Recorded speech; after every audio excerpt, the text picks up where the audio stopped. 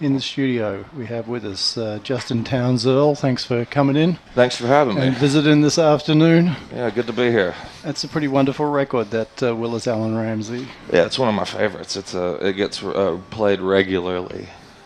It's the story being it's the only record he ever recorded up until just very recently. What would there be? There'd be 35 years in between or something. I think it was 70. That record came out in 71 or Something like 72.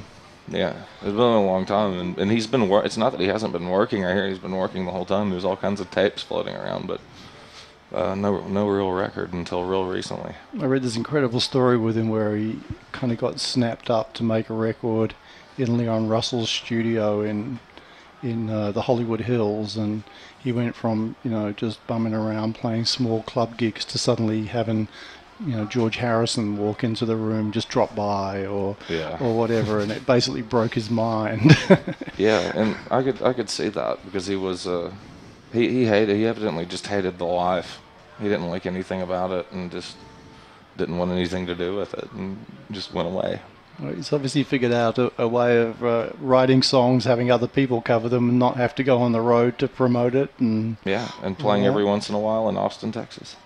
You're obviously got a very heavy touring schedule as well. How do you cope with it? Try to pay attention as little as possible to what's going on, and hope that your tour manager is doing his job. I rarely know what day of the week it is, and that helps because you're always kind of surprised when somebody tells you that it's Friday. You've been, you said 5 months or something that you've been on the road for now. Yeah, pretty much straight, and so I'm a little worse for wear. Is it nice to be in the Australian bush down here at Golden Plains? It is nice. It's very nice. It's a beautiful day, and some friends that I didn't expect have popped up with other bands, and it's very, very nice. How do you find, you're just here with a guitar out in front of a festival crowd? Oh, it's fine. They're easy to... Festival crowds are easy to rile up because they're usually fueled by all kinds of chemicals and alcohol, so they don't know whether they like it or not, do they? They just jump up and down, and I like that.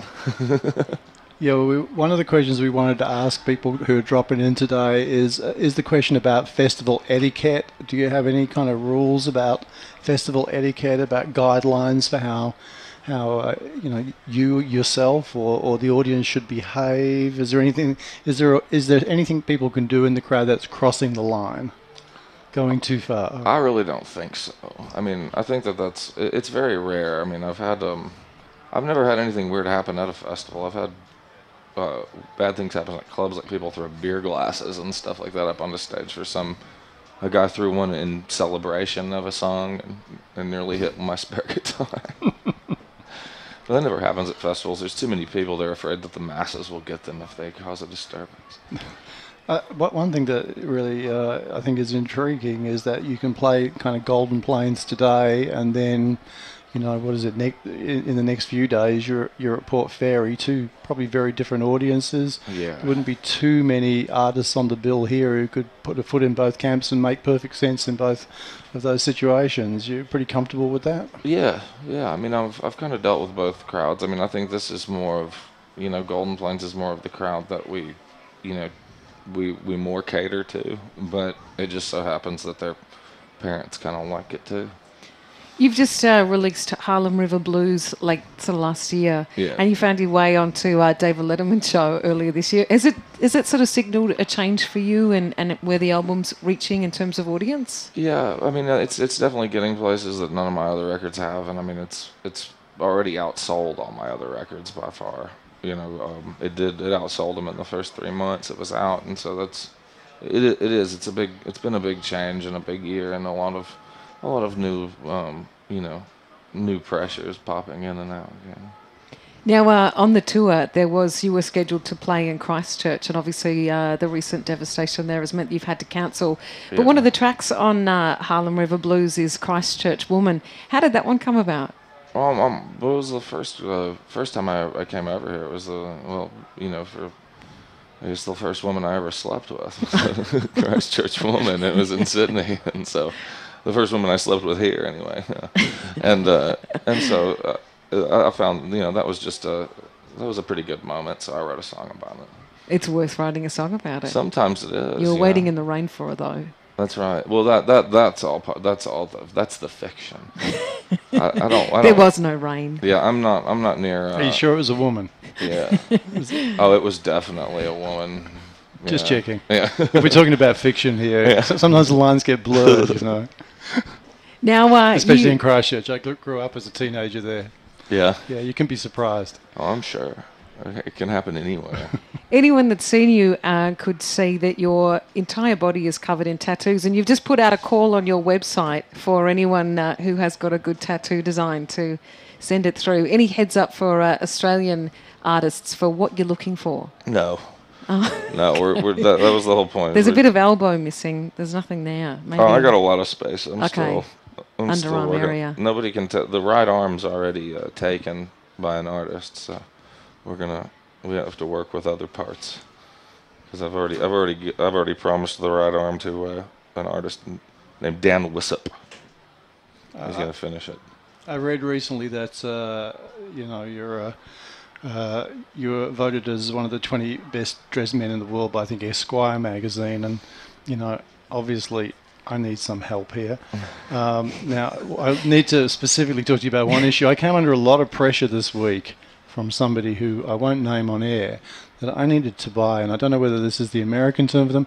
I need to buy some gumboots for the mud, or for expecting bad weather here. Right. That I should buy rubber boots. Galoshes? Galoshes. What do you, whatever. Now, what is it? I said no. Was that the right thing to do? Well, Or should I have gone with it? And if I had gone with it, what kind of look should I have gone with in a galosh? you buy Hunters.